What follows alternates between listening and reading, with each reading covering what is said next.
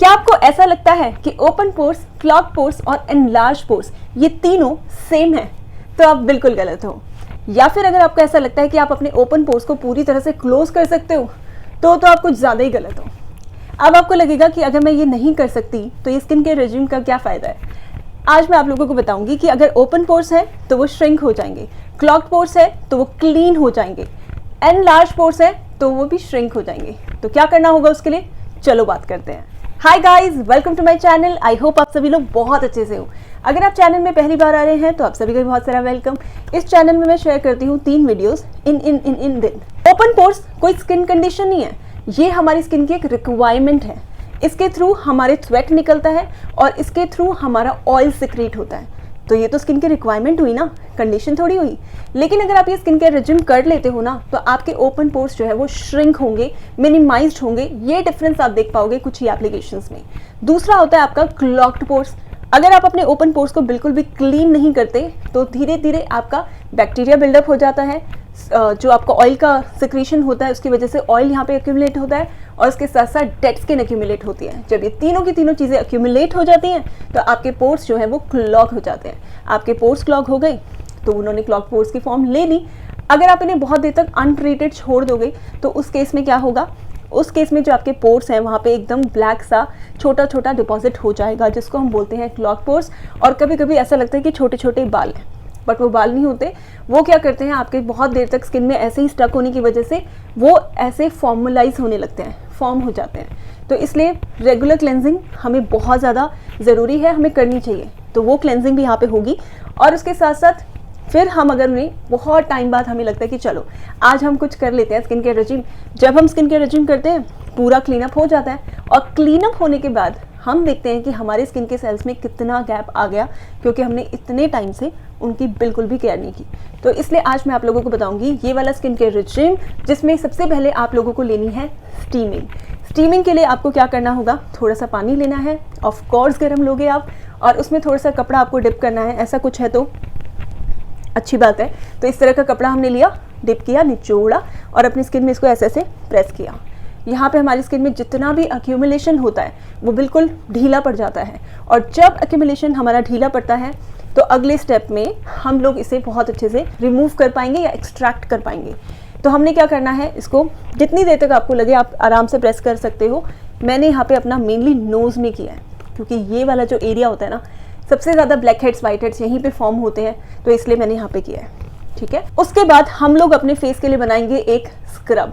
मैंने यहाँ पे 2 चम्मच की चीनी ली है और इसमें मैंने डाला है थोड़ा सा रोज़ वाटर। तो आपने कोशिश करनी है कि चीनी आपकी बहुत ज़्यादा क्रश्ड होनी चाहिए। जितनी ज़्यादा क्रश्ड होगी उतना ही अच्छा इसको अप्लाई करने में आपको लगेगा। तो आपने क्या किया, इसको अच्छे से मिलाया और थोड़ा सा लेना है और अपने पूरे फेस पे आप इसे मसाज कर सकते हो। चाहो तो पूरे फेस पे, चाहो तो सिर्फ नोज़ पे भी कर सकते हो, जो आपको सही लगे। इन दोनों में से वो आप कर सकते हैं। आपने थोड़ा बहुत किया, मैं तो ऐसे ही कर रही हूँ, मैं नोज़ में करती हूँ मेनली, क्योंकि यहाँ पे मेरे सारे के सारे स्किन के इश्यूज़ मेरे इधर ही आते हैं। यहीं पे मेरे ब्लैक हेड्स आते हैं, यहीं पे मेरे वाइट हेड्स आते हैं। मैं बहुत केयर ना करूँ तो इसलिए इस वाले पॉइंट पे आपको ज़्यादा फोकस करना होगा। और उसके बाद धो लेना होगा मुँह। उसके बाद हमें अपने लिए एक मास्क बनाना पड़ेगा। Now Y mask. मास्क यहाँ पे क्या करेगा, जो भी आपका ग्राइम, डर्ट, एक्यूमुलेशन सब कुछ निकला है ना, जिसकी वजह से आपके स्किन के सेल्स में गैप अपीयर होगा।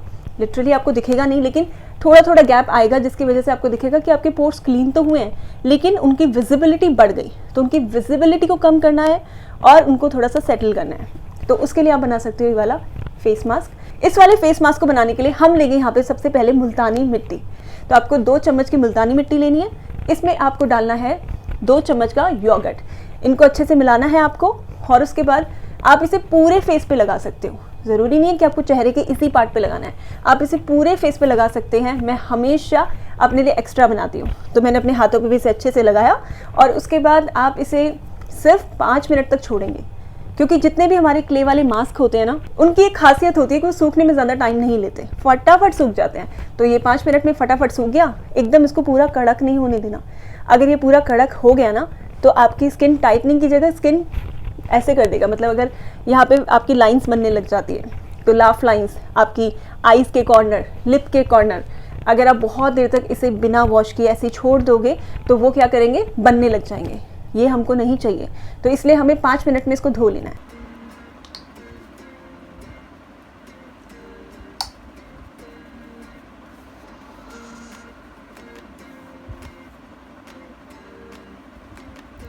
उसके बाद हम लोग अपनी स्किन के लिए बनाएंगे एक और टाइटनिंग मास्क। यहाँ पे मैंने क्या किया है, एक जो अंडे की सफ़ेदी होती है उसे निकाल लिया।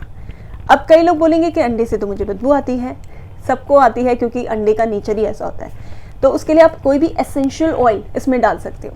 एसेंशियल ऑयल्स के बारे में मैंने आप लोगों से पता नहीं कितनी बार चैनल पे बात की है इस बारे में कि जब कभी भी आप कुछ भी बनाते हो जिसमें आपको स्मेल आ रही है, चाहे आप चावल का पानी कह लो, चाहे आप एग वाइट कह लो, चाहे आप कोई ऐसा प्लांट यूज़ कर रहे हो जो कि कुछ टाइम बाद स्मेल उससे आने लगती है, हर किसी में आप थोड़ा सा कुछ ड्रॉप्स एसेंशियल ऑयल के डाल लीजिए।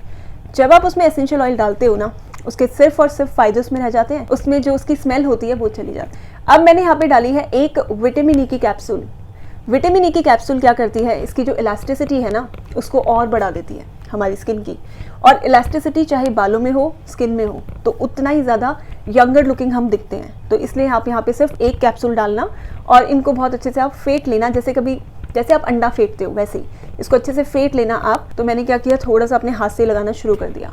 अच्छे से अपने फेस पे लगा सकते हो इसको, और आपको बहुत देर तक नहीं छोड़ना अगेन, क्योंकि जैसे हमारा जो मुल्तानी मिट्टी है ना, वही खासियत हमारे अंडे की भी होती है, ये सूखने में ज़्यादा वक्त नहीं लेता, ये बहुत जल्दी सूख जाएगा। और इसमें भी आपके एक्सप्रेशंस ऐसे होनी चाहिए, क्योंकि अगर आप स्माइल करते हो तो आपका क्रैक्स आता है, तो यहाँ पे भी आपको स्माइल नहीं करनी, चुपचाप एकदम ऐसे बैठना है थोड़ी देर के लिए, और उसके बाद इसे आपको पानी से धोना है। अब इसके बाद क्या होता है, हल्का सा ड्राइनेस आप फील करते हो, क्योंकि एग वाइट जो होता है वो मतलब जैसे आपकी स्किन को टाइटनिंग इफेक्ट तो दे रहा है, लेकिन थोड़ा बहुत मॉइस्चर कम करता है स्किन का। तो उसको हम कहीं ना कहीं बैलेंस करने के लिए थोड़ा सा यहाँ पे मॉइस्चराइज़र लगा लेंगे। आपके पास जो मॉइस्चराइज़र है वो आप लगा सकते हो। तो यहाँ पे मेरे सारे के सारे जो पूरा मेथड में था ना, पूरा मेथड कंप्लीट हो गया, लेकिन उसके बाद थोड़ी सी ड्राइनेस हो जाती है स्किन में। तो ड्राइनेस से कोई इशू नहीं होता, मेन है कि स्किन टाइटनिंग जो हमें चाहिए होता है वो मिल गया। तो उसके बाद हम मॉइस्चराइज़र लगा सकते हैं, जो भी है हमारे पास वो मैंने लगा लिया अच्छे से।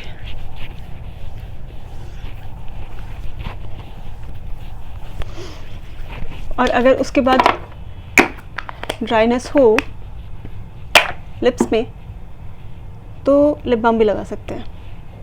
पता नहीं लिप बाम क्या चाहता है, खुल नहीं रहा।